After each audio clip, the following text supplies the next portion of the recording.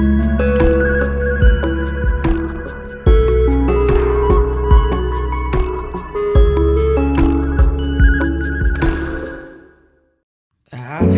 the stuff till it all got smoked. I kept the promise till the vow got broke. I had to drink from the loving cup. I stood on the banks till the river rose up. I saw the bride in a wedding gown. I was in the house when the house burned down.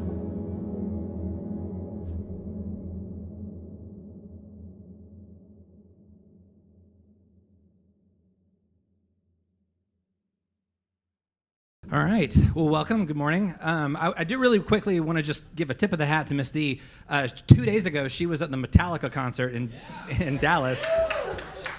Yes. Very Pentecostal reaction to the word Metallica.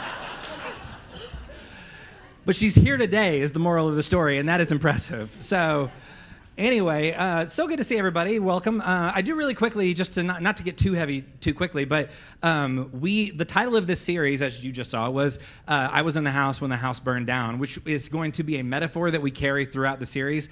There's some unfortunate timing as it pertains to the fires on Maui right now, and so this morning we were having a conversation with some of the people who were putting together the service, and sort of the realization of like, yeah, this metaphor, we planned this a while ago, so obviously we had not anticipated this massive disaster happening that was related, like fire related, and so obviously really bad timing. So I do really quickly want to say, to those who are affected by this, to those who have loved ones or friends who are in any sort of way impacted by the fires that have been going, we are with you. Our prayers are with you. We are so sorry for everything that you're having to deal with right now. So if you're watching online and that is a thing that you're a reality that you're having to deal with right now, those of us at the well, our hearts and our thoughts and our prayers are with you. So.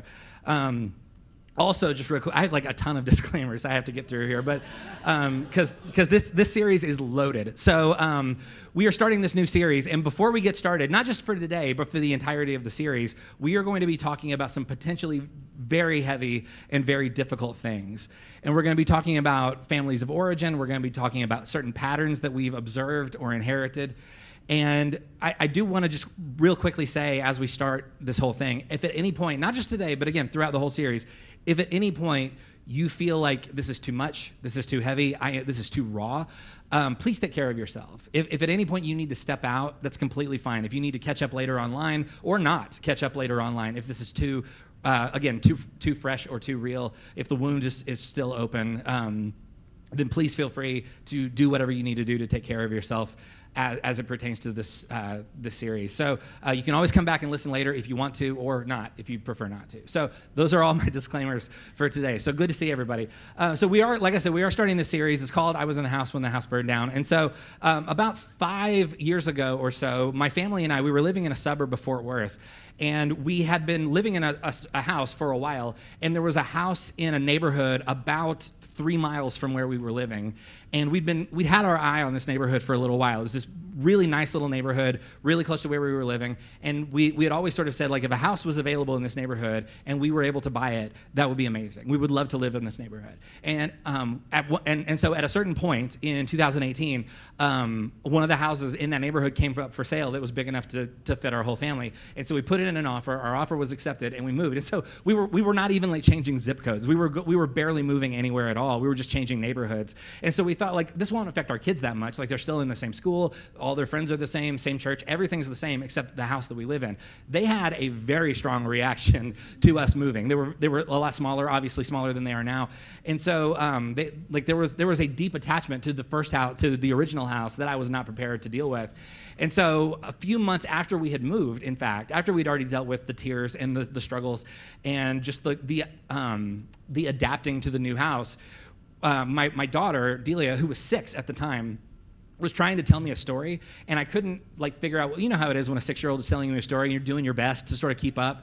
And she was trying to remind me of something that had happened in the old house. And I couldn't quite follow what she was saying. And at a certain point, she said, "You remember at the house that we betrayed?" And so So then we had to have a conversation about like houses don't care. You know what I mean? Like it's 4 walls and a roof. It does not have an emotional reaction to who lives in it and whether or not we moved. But she thought it did. That was the only house she had ever lived in up until that point. And so she thought the house itself was horribly offended by the fact that we had moved. Like she could not believe we had just treated this house so poorly that we would just move out of it without even asking the house what it thought about that. So, but the thing is, when you're small and that's the place where you grew up and that's the place where you have all your memories, a house isn't just a house, right? It's not just 4 walls and a roof. It's something much more. It's an environment. It is a place where your memories occur. It's the environment where you're shaped. It is where we learn. The house isn't just a house. It is where we learn early beliefs. It's where we learn patterns of behavior. It is where we learn social norms. Any environment, and that's not just like the house that you grew up in. It is any environment that helped shape you can be, like as it pertains to the metaphor of this series, can be a metaphorical house. A house is wherever you learned to be who you are.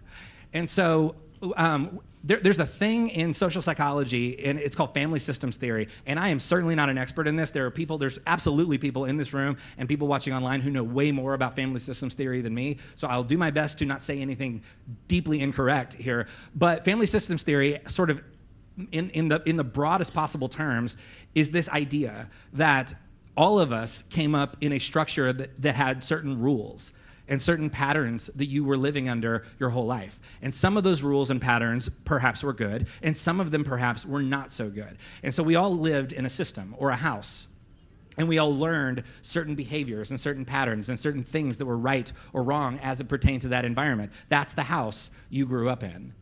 And so everybody came from an environment, and there are rules that are either spoken or unspoken. For example, my wife Caroline grew up in a house, and their family had a motto. And my family growing up, we didn't have a motto. We never got around to coming up with a motto, but her family had a motto, and her maiden name is Lang. And so the motto of the Lang family is, "There's nothing a Lang doesn't know they can't do."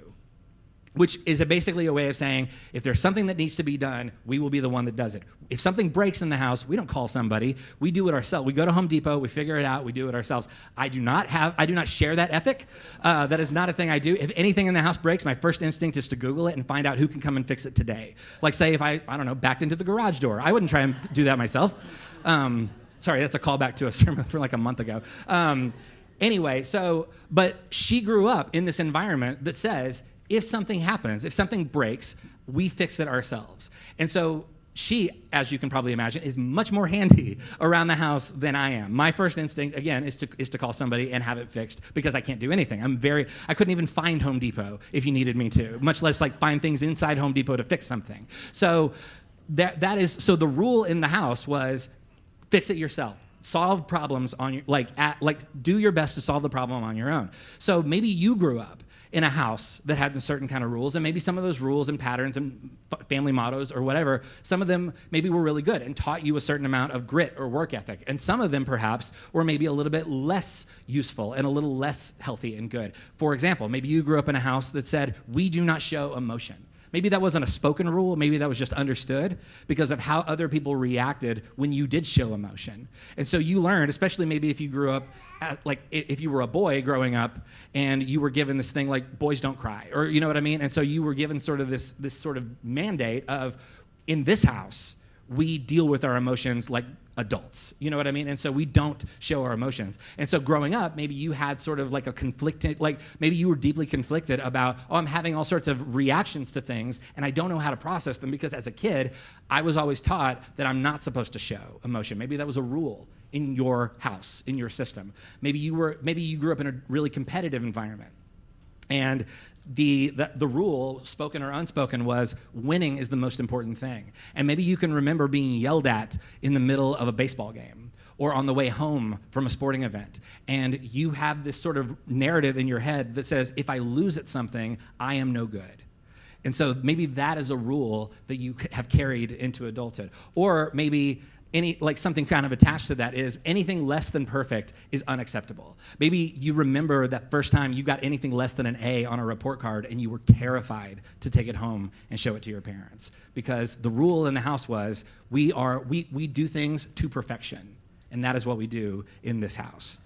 Or maybe you grew up in a house that had certain prejudices or certain assumptions about a person or a group of people, and you carried that into adulthood, and then you went out and you went to college or you got a job and you ended up interacting with somebody who perhaps you had never, a person like this you've never interacted before, and all of a sudden it begins to challenge the rules and assumptions that you were taught all growing up. Maybe inside the house you were given a framework, and outside the house you realize, oh, it doesn't actually work that way. Maybe you were given a map that doesn't go where you were taught that it would go.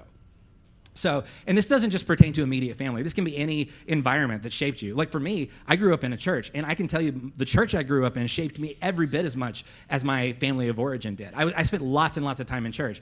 And so a lot of my assumptions and frameworks and lenses that I see the world through have to do with the things I was taught in that church growing up. And so maybe that was the house that shaped you. Or maybe it was a team environment. Maybe you had a coach that really you were connected to and taught you a lot about what it means to live in the world. And so you begin to see the world as that coach taught you to see the world. Or maybe you had a group of friends that shaped how you see things. Any environment that shaped you can be a metaphorical house. That can be the place that determined, oh, these are the patterns, these are the rules, this is how we live our lives. So in other words, we all grew up in a house. We all came from a system or an environment that shaped us into who we would ultimately become. So your formative years were filled with unspoken, or maybe sometimes very spoken, rules about all kinds of things. And now as an adult, you're having to deal with how many of those rules or norms or patterns are good, and how many of them maybe need to be challenged a little bit. So you grew up in a system, a house. And it's very likely that lots of those rules and norms and expectations and assumptions are still in you. And we're not even always aware that we are living according to these norms and patterns. We just do because that's what we've always done. So the question that we're left with is, what kind of house was I formed in? What kind of environment shaped me? And then the second question is, am I still living in that house? Am I still dwelling in that same environment? Not like, am I still living at home with my parents, but like, am I still living by the rules and norms and patterns that I was given inside the house? So are there things that I need to confront? Are there patterns that I have developed that are not healthy and need to be addressed? Are there ways I need to break free from the house that I grew up in? Maybe the things that came from the house are actually making it difficult for us to live healthy, joyful lives now. So this series that we're starting today, that's going to carry us through for the next several weeks, we're going to talk about things that we've been handed. We're going to talk about the houses that we came out of. And we're going to talk about the different environments that shaped us and how those things might have done a lot of good in some situations and perhaps also have done a lot of harm. So we're going to start in Romans chapter 12, and we're going to look at some language. We have a lot of ground to cover, and which means I'm going to have to talk pretty fast, which is not a problem for me, but it might be a problem for you, so sorry. So in Romans chapter 12, there's this guy named Paul, and Paul is writing to a church in the city of Rome, and one of the things that Paul is trying to do is he's trying to establish a common vocabulary among a group of people that have come from different houses, have come from different backgrounds. And so this is what Paul says in Romans chapter 12, verse 1. He says, "Therefore, I urge you, brothers and sisters, in view of God's mercy, to offer your bodies as a living sacrifice, holy and pleasing to God. This is your true and proper worship." Now, this is an interesting piece of language here, this idea of living sacrifice, because it almost would come across as a paradox to the people who are receiving it, because the sacrifice, by and large, a sacrifice should be dead. That's what makes it a sacrifice. That's what is often referred to as a slain sacrifice. If you're going to sacrifice something for your faith or religion, you would kill that thing, and that is what would make that thing a sacrifice. So the idea of a living sacrifice is kind of a new idea here. So what Paul is trying to introduce, he's trying to introduce this concept that there is something holy and sacred about the fact that you are alive. The fact that you are alive has a sacredness to it. So there is a way of being alive that brings goodness and joy and light into the world. And you don't have to be dead in order to be a part of a larger story than yourself. So the root of this comes down to the question, what does it mean for you to be alive in the world? Paul is challenging this idea of, to be alive in the world can bring something good and beautiful and joyful. To be a living sacrifice challenges what we think of when we think about what does it mean for us to truly be alive. So then, in the very next verse, in verse 2, Paul says this. So he says the thing about be a living sacrifice, and then he says, do not conform to the pattern of this world, but be transformed by the renewing of your mind. Then you will be able to test and approve what God's will is, his good, pleasing, and perfect will. So he says the thing about, so it is sacred. It is this holy, beautiful thing for you to be alive. So do not conform to these certain patterns that are all around you. Now, this word conform in Greek, it's the word, I tried all day yesterday to make sure I could pronounce this, and I can't. So it is, I'm going to try, it's syschematizesthe. I think that was right. I might be wrong. That's the best I can do. So because it's a compound word, and so so it's not just one word; it's two words mashed up into one, which is what makes it a compound word. Sorry. So so the word, so it starts with the word with. So it is with something, and the thing that it is with is form or shape or habit. This is actually where we get the word schema. So so we have this word schema, and so what Paul is saying here basically is, there are these patterns. Paul is acknowledging there are harmful and destructive patterns all around us. And you don't have to live like that. You do not have to live inside the schema that has been handed to you. Basically, the idea here is this. There are these patterns that are all around you. You have lived inside a world that is built by patterns. And Paul is saying you don't have to conform to that schema. There are other ways of living that don't look like the house that you came up in. So Paul is saying the idea of pattern of this world, Paul is implying that there is a current phase or a current cycle that we live in. And Paul is saying maybe if we can break out of our current patterns, we might actually figure out where the life is. What does it mean to live as if like being alive is a good thing? Well, a lot of times it looks like breaking out of the schema that we've been living in our whole lives. Sometimes it looks like breaking patterns that have been going on all our lives, and maybe way before we were born. So he's saying you live within a certain structure, a schema, a house, and it is your job to hold these structures loosely, because there are other things that are holy and sacred and life-giving that are bigger than the schemas and the patterns. So we are surrounded by schemas all day, every day. Every system has patterns and rules, and this is how we do things to it. So we all live, whether we're aware of it or not, we all live inside schemas. And if you have ever been inside of a schema and you decide it's time to step away from that schema, it can be deeply painful and difficult to experience to leave those things behind, even if they were harmful. Schemas do not want to be disrupted. It can be very, very difficult. Even if it's killing you, it can still be difficult to step away from the house while the house is burning down. So we don't often, by the way, I feel like I should say, we don't often choose when a schema stops working for us. It's not like we wake up and say, like, I think I'm going to start challenging like everything I know. It is more of a, like, I have a certain level of awareness and consciousness, and I begin to experience certain things, and I begin to encounter different kinds of people. Maybe I'm asking new questions, and all of a sudden it raises new thoughts. And all of a sudden it seems like, oh, the schema isn't working the way I was told that it would work. It's not that we are all of a sudden going to just decide to leave the schema. It's, oh, the schema is burning and we need to get out. So in fact, for example, do you remember the first time that you realized that your parents were not right about everything? Maybe for some of you it happened very, very young. Maybe for some of you it was like, yeah, that was Christmas. So that was because you had a conversation with someone, like someone that you've always thought of as someone who has a lot of wisdom and a lot of insight, and you ended up in a conversation and you thought like, oh, this person has no idea what they're talking about. They are just like the rest of us. They are making it up as they go. So, or do you remember the first time you like stepped outside of the house or the schema and you met someone who had perhaps a different faith background than you did, or was of a different race than someone you had ever met before, or of a different sexual orientation than everybody else you had known up to that point. And all of a sudden, the assumptions that you had been given are really starting to get challenged because things aren't the way you were always taught they would look like inside the schema. So the question becomes, what does it look like for us to acknowledge that we live inside of a schema? And what does it mean to stop conforming to that schema when we realize, oh, this is killing me. The life is not here. So in Matthew chapter 10, Jesus actually addresses this a few times. So in Matthew chapter 10, Jesus says this in verse 34. And we're going to read this, and if this doesn't like make all of the lights on your dashboard start blinking, read it again, because it's confusing. So in Matthew chapter 10, verse 34, it says, this is Jesus speaking. He says, "Do not suppose that I have come to bring peace to the earth.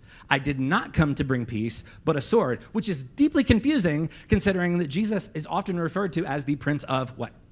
Peace. So this is obviously like a little bit jarring here. So he says, "Do not suppose that I've come to bring peace, but a sword. For I have come to turn a man against his father, a daughter against her mother, a daughter-in-law against her mother-in-law. A man's enemies will be the members of his own household.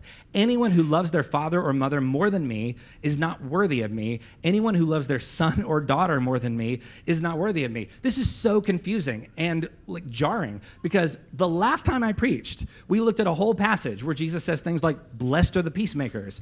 And later on, in the same book, in Matthew, Jesus, a follower of Jesus, pulls out a sword, and Jesus says, "Put your sword away, because anyone who lives by the sword will die by the sword." So why, in the middle of the same book, does Jesus says, "I haven't come to bring peace, I've come to bring the sword"? Is this a different Jesus? Did something Jesus fall on his head? Why is Jesus saying something that seems completely at odds with other things that Jesus has already said? So here's what's going on here.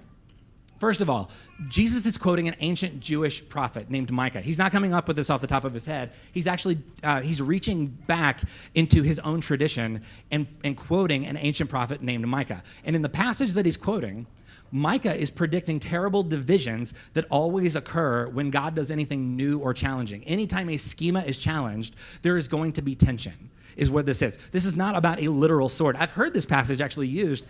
I was in a staff meeting one time at a different church, and there was a conversation that came up where someone was dead serious, and they were using this passage to advocate for actual physical violence against people that disagree with him.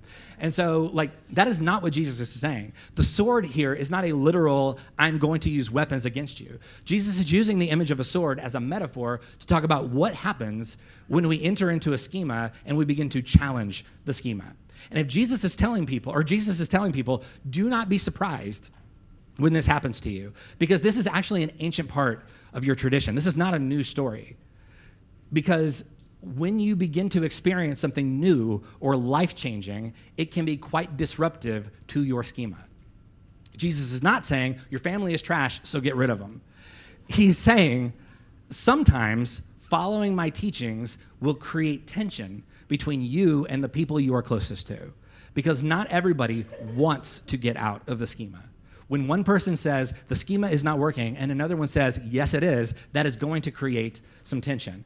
Some people are dying to get out of the house, while other people love the house and will never leave it. Look at Luke chapter 10. He actually addresses this in a couple of points where Jesus is teaching. So in Luke chapter 10, I'm going to have to give you a little context to this. This is something probably most of us have heard before. This is the parable of the Good Samaritan. So in the parable of the Good Samaritan, we often take this passage to be about like roadside assistance and doing something nice for your neighbor, which is fine. But that's not actually what makes this story so challenging. So Jesus is confronted by a teacher of the law. And the teacher of the law comes and asks Jesus, "Who is my neighbor?" So Jesus answers the question by telling this parable. And in the parable, in case you're unfamiliar with it, in the parable, there's a man who is beaten and robbed and left half dead by the side of the road. So then the first person to come by is a priest, and the priest does nothing. And the second person to come by and do nothing is a Levite, and a Levite, the short version is this is a person who is a descendant of the people who are responsible for the well-being and the upkeep of the temple. So also someone who is connected to the religious establishment and does nothing. So the priest comes by and does nothing, and then the Levite comes by and does nothing. So anybody who's listening to Jesus is, in their head, they're finishing the story, and they're thinking, okay, the third person to come by is going to be a regular Jewish citizen, and that person will help the guy, and that will be the neighbor. But Jesus doesn't do that. He doesn't say, and then a regular old Jewish guy shows up and helps the guy. That's not what he does. In verse 33, it says, "But a Samaritan, as he traveled, came to where the man was, and when he saw him, he took pity on him. He went to him and bandaged his wounds, pouring on oil and wine, which are sacred items.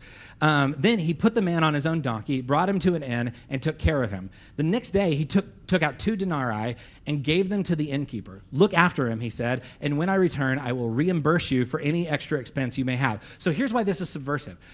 In Jesus' time, the Samaritans, in like dominant mainstream Jewish culture, Samaritans were hated by everybody, because there was 300 years before this, the Assyrian army had invaded the northern part of Israel. And as part of their warfare, what the Assyrians did, and I see there's some kids in the room, so I'm going to try and make this G-rated. So what the Assyrians did was they forced Hebrew women to have babies by Assyrian soldiers. And the idea was, we will breed these people out of existence, and we will create an ethnicity of people that are neither Jewish nor Assyrian, and therefore will not be accepted or welcomed by anybody. That was the strategy in that. It's pretty brutal. So it worked to a certain degree, and the descendants of those people are called Samaritans. And so the Samaritans in Jesus' day are seen as a reminder of this horrific thing that happened hundreds of years earlier between them and the Assyrian army. So everybody hates the Assyrians. They are not welcome at religious events. In fact, there are times in the temple, there are actual official prayers that would be prayed in the temple to pray to God to strike the Samaritans dead.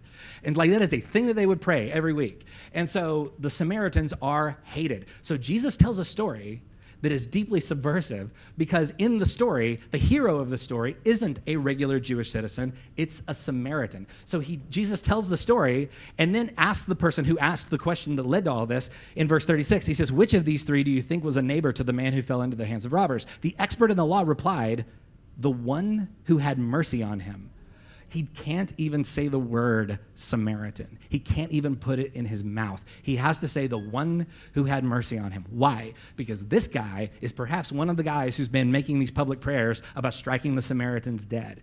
The thing that makes this story challenging is not about roadside assistance. The thing that makes this story challenging is Jesus is pushing back against centuries-long prejudices and racism that have gone on in his society. That is the subversive nature of this. So imagine you're in the room and you're listening to this, and your wheels are spinning, and you start thinking, I think Jesus may have a point. I think the way we treat Samaritans is pretty messed up, and I think maybe we need to rethink how we think about who is and is not our neighbor. But you go to dinner with your family, you go over to a family member's house for dinner a couple of nights later, and your Uncle Ron is there. And Uncle Ron does not think Jesus has a good point. Uncle Ron has very strong opinions about the Samaritans, and he's having none of it. So he starts going on. He starts on a rage rant and starts talking about, I can't believe the nerve of this Jesus guy to say that the Samaritans can be just as worthy of acceptance as we are. That's crazy. So you're sitting there and you're listening to your Uncle Ron rage about Samaritans and Jesus. What do you do? If you speak up, what's that going to do to the whole dynamic in the room? That's going to make things very tense and very awkward. I would say Jesus would say, that's bringing the sword into the room. What is happening? Jesus is challenging a schema that has been around for hundreds of years. And some people are going to hear it and think, this is really powerful stuff. And other people are going to hear it and say, absolutely not, no way, I'm having none of it. Jesus is challenging a schema. And sometimes people are going to respond well, and some people are going to get very hostile and defensive. There's another version of this. Look at Luke chapter 13, verse 10. It says, on a Sabbath, Jesus was teaching in one of the synagogues, and a woman was there who had been crippled by a spirit for 18 years. She was bent over and could not straighten up at all. When Jesus saw her, he called her forward and said to her, "Woman, you are set free from your infirmity." Then he put his hands on her, and immediately she straightened up and praised God. Then the next verse says, indignant, because Jesus had healed on the Sabbath, the synagogue leader said to the people, there are 6 days for work, so come and be healed on those days, not on the Sabbath. This guy's not impressed at all with what Jesus has done. His whole issue is, you did it on the wrong day.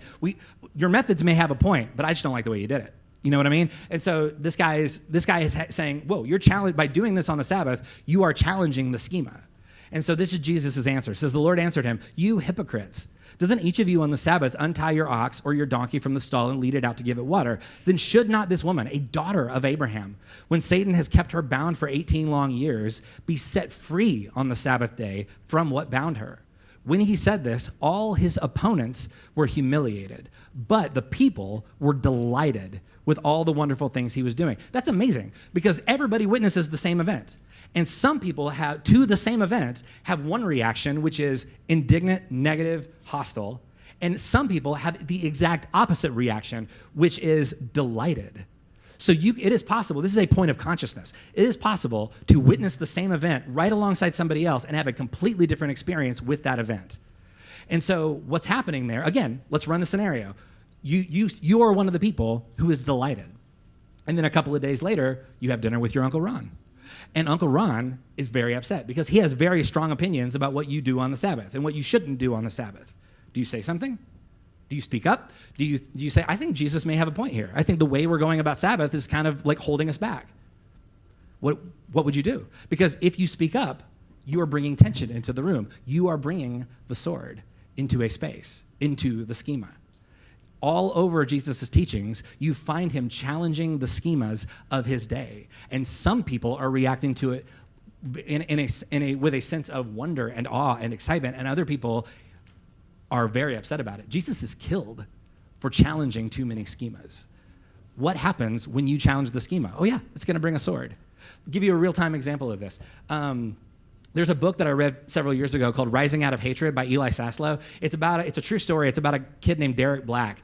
And I don't know if you've read it or not, but Derek Black, I won't tell you the whole book, but Derek Black grew up in a white supremacist household. And I mean, I'm not just talking about like private beliefs that they held to themselves. I'm talking Derek Black's dad had a website, a newsletter, and a radio show dedicated to the topic of white supremacy. This guy was a leader in white supremacy culture. And so not only was Derek Black raised in it, he fully embraced it.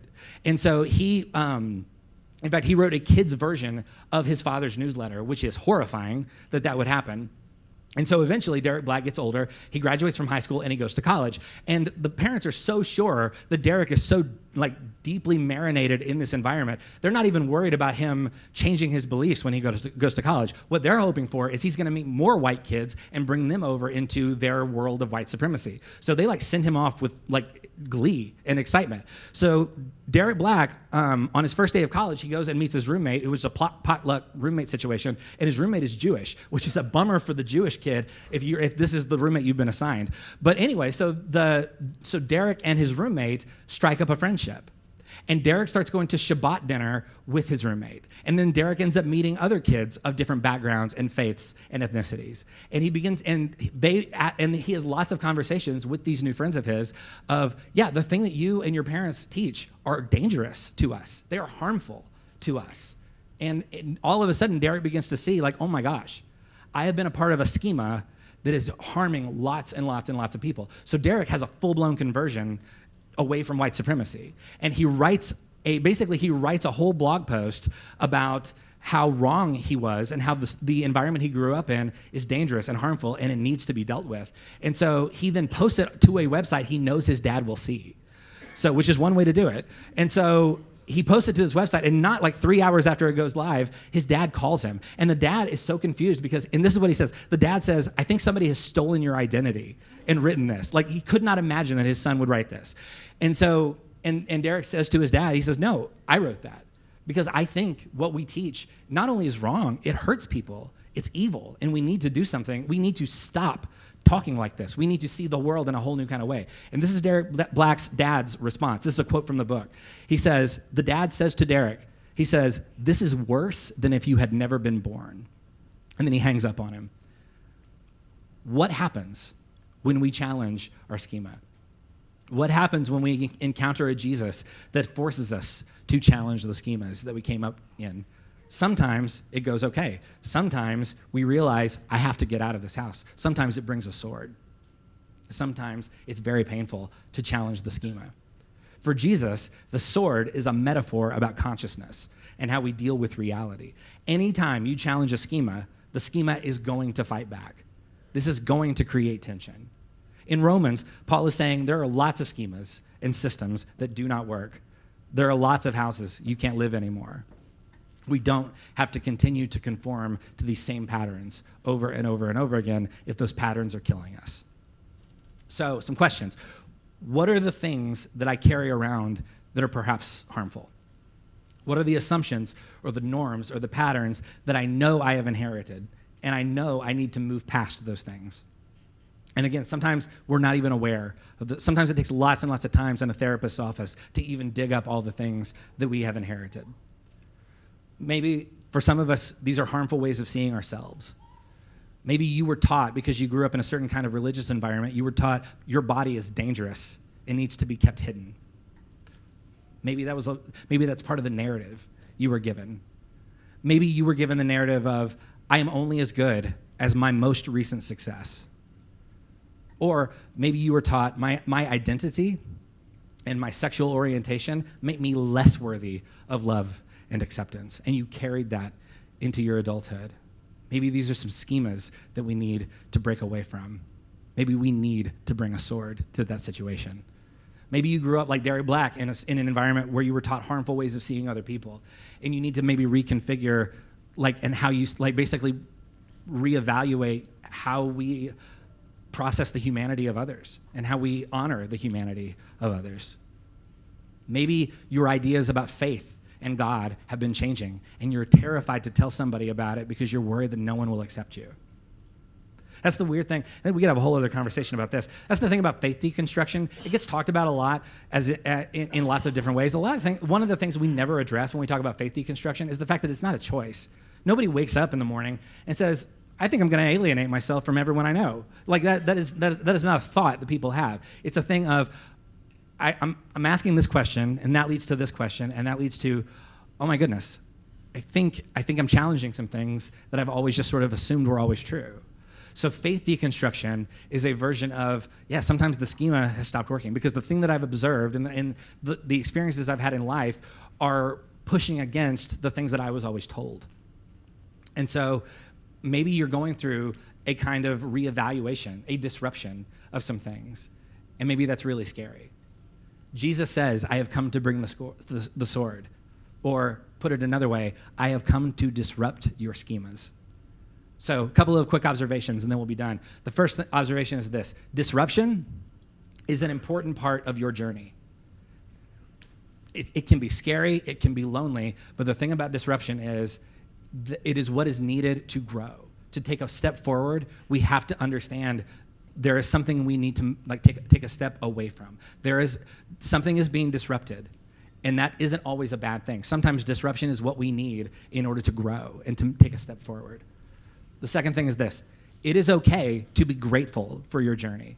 This is not saying hold your family of origin in contempt. Probably for a lot of us, we grew up in houses or systems or families where our parents were trying to break away from a schema of their own that was handed to them, and they were doing the best they could. And so that doesn't make them bad. It doesn't make them less worthy of love and acceptance than anybody else. It just means maybe we can continue moving the story forward. Maybe we can continue taking steps forward.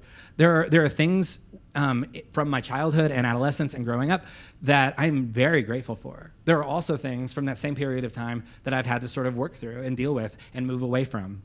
There are certain parts of the schema that are good and healthy, and I'm grateful for. There are certain parts of the schema that I needed to remove myself from so that I could continue to grow as best I could.